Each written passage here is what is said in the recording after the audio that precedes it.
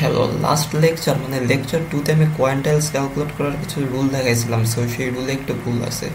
পুরোপুরি যে ভুল সেরকম না, কিন্তু ইউজারতে ফর্মালি সেই নিয়মটা ইউজ করা হয় না, সো এই জন্য আমি যে ফর্মাল যে রুলটা ইউজ করা হয় সেটা আমি আবার একটু দেখাইতেছি। সো আমরা কি দেখছিলাম যে কি কোয়ান্টাইলস হচ্ছে তিনটা থাকে, একটা হচ্ছে কোয়ার্টাইল, আর একটা হচ্ছে ডিসাইল, আর একটা হচ্ছে পার্সেন্টাইল। তো আমাদের ভুলটা অ্যাকচুয়ালি কোন জায়গায় হয়েছিল, এইসব ঠিকই আছে, যা যা থিওরি যা আছে সব ঠিক আছে, শুধু ক্যালকুলেটিং কোয়ার্টাইলসে একটা ছোটো ভুল হয়েছিল, সেটা হচ্ছে কোয়ার্টাইল ক্যালকুলেট করার ফর্মাল নিয়ম হচ্ছে এটা।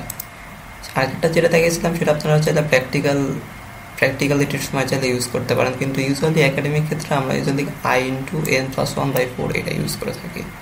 সো এখানে কি আই হচ্ছে এই কিউ এ কোয়ার্টাইল ক্যালকুলেট করার সময় আই হচ্ছে 1 2 3, যেহেতু এই কোয়ার্টাইল হচ্ছে ডেটা সেটের 4 ভাগে ভাগ করে, এই জন্য আমরা নিচে এখানে 4 দিয়ে দিছি। আর কি কোয়ার্টাইল তিনটে হইতে পারে, Q1 Q2 Q3, এই জন্য আয়ের ভ্যালু হচ্ছে 1 2 3, এই তিনটে হবে।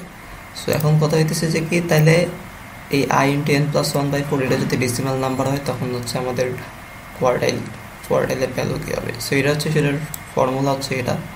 আমরা এক্সাম্পল দেখি, ডিরেক্ট এক্সাম্পল দেখলে আমরা ভালো করে বুঝতে পারবো।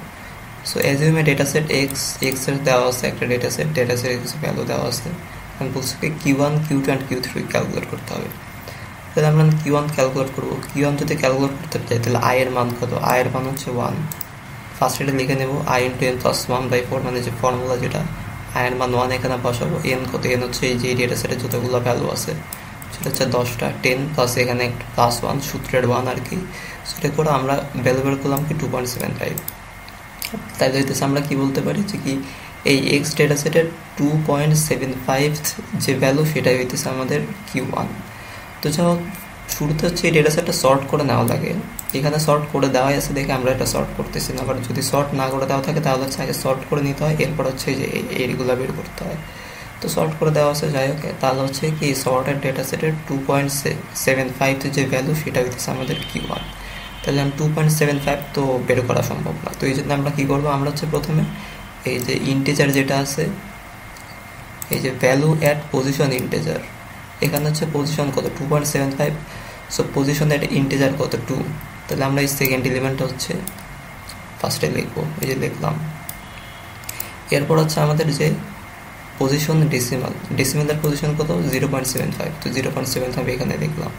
এরপরে কী হবে যে ভ্যালু অ্যাট পজিশন ইন্টিজার +1, তার মানে হচ্ছে আমাদের এই ইন্টিজার কত 2, দ্বিতীয় পদ ছিল, দ্বিতীয় এলিমেন্ট ছিল হচ্ছে 12, তাহলে আমরা 12-র পরেরটাই যা আছে সেটা দেখবো, সেটা হচ্ছে 13, এই 13 হচ্ছে এখানে লিখে ফেলবো।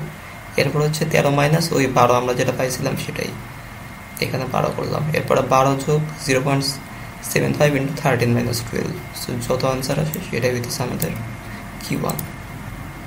একইভাবে হচ্ছে Q2, আয়ের মান হচ্ছে 2 হয়ে যাবে, তো 2 যদি হয় তাহলে হইতেছে আমাদের এই অ্যান্সারটা এখানে আসতেছে 5.5। তাহলে তার মানে হচ্ছে আমাদের 5.5 যে ভ্যালু সেটা হইতেছে আমাদের Q2। সো সিমিলারলি আগে দেখেছি কি ফিফথ পজিশনে তাতে কী আছে, তো ফিফথ হচ্ছে এটা হচ্ছে ইন্টিজার, সো ফিফথ পজিশনে কী আছে, এটা হচ্ছে আমাদের ফিফথ পজিশনে আছে। সো এই যে এখানে আমরা এটা দেখলাম। এরপর হচ্ছে কি 0.5, সো 0.5 এটা দিলাম। এরপর হচ্ছে আমরা কি ফিফথ পজিশন পাইছিলাম না, সো ফিফথ পজিশনের পরটাই কি আছে 1 2 3 4 5 6, আস হচ্ছে কি 23, সো 23টা এখানে দেখলাম। এরপরে যে 22 আমরা পাইছিলাম সেই 22টা আমরা এখানে দিয়ে দিলাম, অ্যান্সার আসলো 22.5। তো সিমিলারলি আমরা Q3 ক্যালকুলেট করছি। এরপর হচ্ছে আসে কি ডিসাইল। তো ডিসাইলে হচ্ছে আবার সূত্র একটু চেঞ্জ আছে, সেটা হচ্ছে কোয়ার্টাইলে ছিল i × n+1/4, এখানে হচ্ছে আসছে 10, যেটা আমরা দেখছিলাম আর কি। কেন, কারণ হচ্ছে গিয়ে ডিসাইল হচ্ছে একটা ডেটা সেটকে 10 ভাগে ভাগ করে, এইটা তো বাকি সব নিয়ম হচ্ছে ওই কোয়ার্টাইলসের মতো। এই যে the rule to handle distance is the same as you saw in কোয়ার্টাইলস। তো এই যে একটা ডেটা সেট দিয়ে দিচ্ছে, এই ডেটা সেটটাও সর্ট করে দিচ্ছে, আমাদের বলছে কি D5 ক্যালকুলেট করতে হবে। সো আমরা i × n+1/10 সূত্রটা আগে লিখলাম। এরপর হচ্ছে আমাদের কি D5 ক্যালকুলেট করতে বলছে। সো আয়ের মান হবে হচ্ছে 5, আর এন হচ্ছে কত, এন হচ্ছে 10, কত এখানে 10টা ভ্যালু আছে, সো 10 + 1/10, 10 হচ্ছে কি, এটা হচ্ছে সূত্রের 10 ডিসাইল ক্যালকুলেট করার সময়। তাহলে হচ্ছে আমাদের এটা আসলে 5.5। এবার তাহলে আমাদের ডিসাইল ক্যালকুলেট করতে হবে, তাহলে আমরা যাই আগে হচ্ছে এই পঞ্চম পদটা কি আছে দেখি, বা পঞ্চম পদ বা এলিমেন্ট। এখানে আছে হচ্ছে কত 22, তো 22 লিখলাম প্লাস এবার হচ্ছে ইন্টিজারটা জাস্ট এই ইন্টিজারটুকু লিখবো 0.5, এরপরে 22-এর পরে মানে এলিমেন্টের পরে কি ছিল 23 ছিল, 23 মাইনাস 22 ইজ ইকুয়াল টু 22.5, এটা হচ্ছে অ্যান্সার।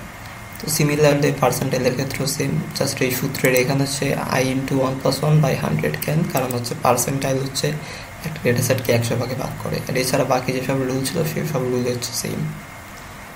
P50 ক্যালকুলেট করছে, i হচ্ছে কত 50, সো 50 দিলাম 10 + 1/100 হচ্ছে এখানে 100 হবে,